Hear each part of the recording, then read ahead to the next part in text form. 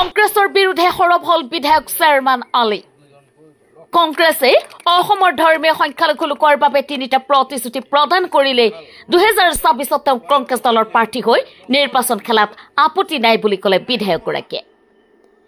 সংখ্যালঘু মুছলমান লোকক ভূমি পট্টা প্ৰদান, গৰাখহনীয়াৰ স্থায়ী সমাধান আৰু গৃহহীন লোকক পুনৰ সংস্থাপন দিয়াৰ প্ৰতিশ্ৰুতি দিলে তেওঁ কংগ্ৰেছৰ টিকটত নিৰ্বাচন খেলিবলৈ সাজু আছে।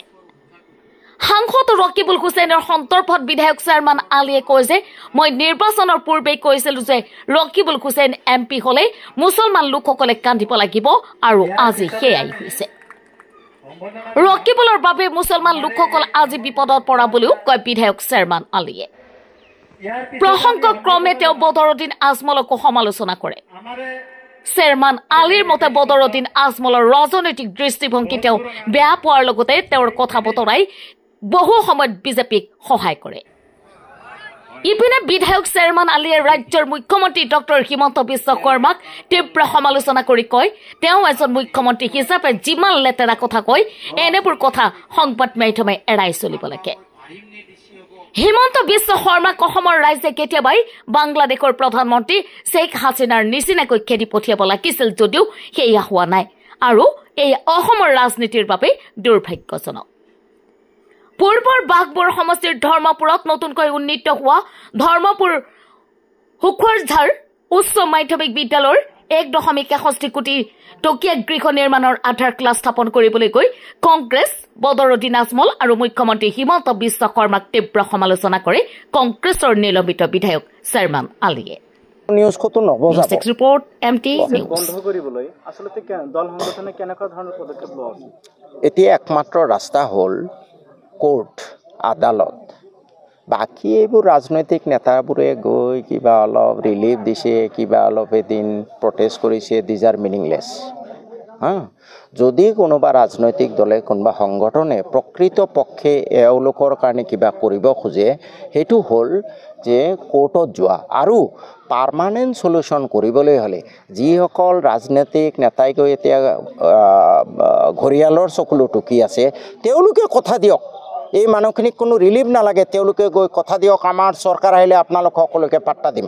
এইটো কওক না, কওক। আজি ইমান ডাঙৰ ডাঙৰ নেতা তাত গৈ আছে দেখি আছোঁ, কোনোবাজনৰ মুখৰ পৰা শুনিছেনে যে আমি চৰকাৰ হ'লে আমি পাত্তা দিম? ৰকিবুল হুছেইন 10 লাখ ভোটত জিকিলে, সিদিনা গৈ দেখিছোঁ নৌটংকি কৰি আছে। তেওঁ কিয় কথা দিব নোৱাৰে? তেওঁ দিয়ক। ৰকিবুলৰ যদি ইমান সাহস আছে যে আমাৰ কংগ্ৰেছ চৰকাৰ আহিলে আমি আপোনালোক সকলোকে পাত্তা দিম, কিয় ক'ব নোৱাৰে?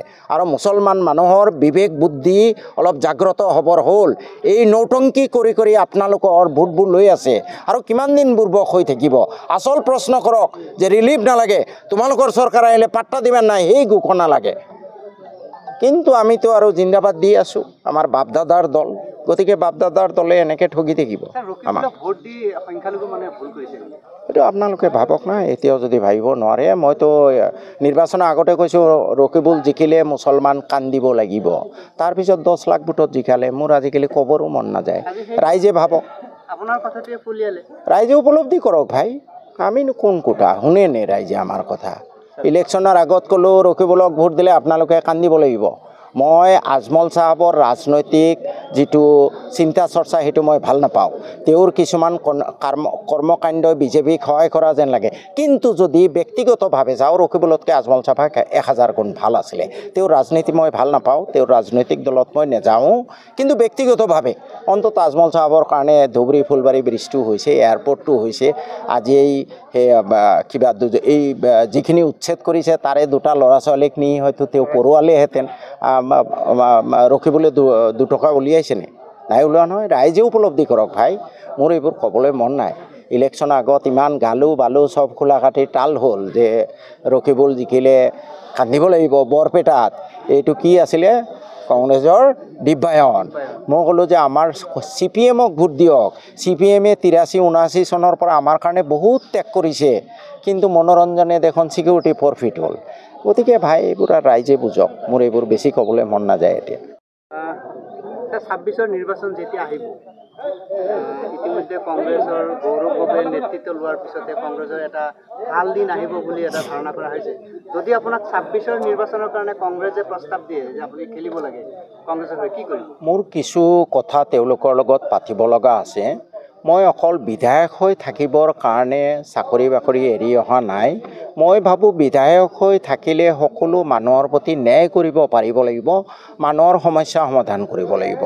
আজি এই বাঘবৰ সমষ্টিত আপোনাৰ বৈদ্যুতিকৰণ বা পকী ৰাস্তা হৈছে যদিও, শিক্ষাৰ কিছু সমস্যা সমাধান হৈছে যদিও আটাইতকৈ ডাঙৰ সমস্যা তিনিটা আছে। এটা হ'ল এই অঞ্চলৰ মানুহৰ কাৰো মাটিৰ পট্টা নাই। মই যদি ৰজাঘৰীয়া বিধায়ক হৈও মানুহক মাটিৰ পট্টা দিব নোৱাৰোঁ, তেনেকুৱা বিধায়ক হোৱাৰ মোৰ ইচ্ছা নাই। 2 নম্বৰ, এই ব্ৰহ্মপুত্ৰ নদীৰ গৰাখহনীয়াটো আটাইতকৈ ডাঙৰ সমস্যা, সেইটো সমাধান হ'ব লাগিব। আমাৰ যিবোৰ মানুহ ইতিমধ্যে গৰাখহনীয়াত গৃহহীন হৈছে, অকল ইয়াত নহয় গোটেই অসমত, তেওঁলোকক সংস্থাপন মই দিব পাৰিব লাগিব। যদি এই মূলতঃ তিনিটা কাম, এটা হ'ল মাটিৰ পট্টা, এটা হ'ল নদীৰ গৰাখহনীয়া সামগ্ৰিকভাৱে নিয়ন্ত্ৰণ, আৰু এটা হ'ল নদীৰ গৰাখহনীয়াত গৃহহীন মানুহক সংস্থাপন দিয়ে, এই তিনিটা কাম কৰিবলৈ যদি সুযোগ পাওঁ, কংগ্ৰেছৰ পৰা ইলেকশ্যন খেলাৰ কাৰণে মোৰ কোনো ধৰণৰ দ্বিমত নাই। আজি হিমন্ত বিশ্ব শৰ্মাই এটা কথা কৈছে যে য'ত য'ত বাংলাদেশী আছে তাতেই উচ্ছেদ কৰা হ'ব। কথাটো আচলতে কি বুজাইছে? নহয়, হিমন্ত বিশ্ব শৰ্মাৰ এই কথাবোৰ যোৱা 5টা বছৰ আপোনালোকে দেখি আহিছে। এইবোৰ কথাত আমাৰ মিডিয়াৰ বন্ধুসকলক মই অনুৰোধ কৰিছোঁ, আপোনালোকে অৱজ্ঞা কৰক। কাৰণ তেওঁ ইমান লেতেৰা কথাবোৰ কৈ আছে, এজন চিফ মিনিষ্টাৰ, ঘিণ লাগে। এনেকুৱা কথা এজন মুখ্যমন্ত্ৰীৰ মুখৰ পৰা সদায় শুনি থকাটো, মইতো কাণত সোপা দিওঁ, শুনিব মন নাযায়। আৰু কিমান মানে পাতলীয়া কথা। আৰে ভাই, বাংলাদেশী আছে যদি তুমি কি ঘোঁৰাৰ ঘাঁহ কাটিবলৈ আছে নেকি মুখ্যমন্ত্ৰী হয়? কালি এটা টোপোলা বান্ধি পঠাই দিয়া। এইবোৰ কথা কৈ লাভ নাই। তেওঁৰ একমাত্ৰ উদ্দেশ্য হ'ল লেতেৰা কথা কৈ এনেকুৱা সাম্প্ৰদায়িক কথা কৈ তেওঁ আকৌ চিফ মিনিষ্টাৰ হ'ব খোজে। আৰু আমাৰ দুৰ্ভাগ্য যে আমাৰ এই শংকৰ আজানৰ দেশখনত আজি আমিবোৰো, হিন্দু মুছলমানবোৰো বিচলিত হৈছোঁ। আমি তেওঁলোকৰ এই লেতেৰা ৰাজনীতিবিদৰ লেতেৰা কথাবোৰ শুনি আমিও বিচলিত হৈছোঁ। এইটো আটাইতকৈ ডাঙৰ কথা।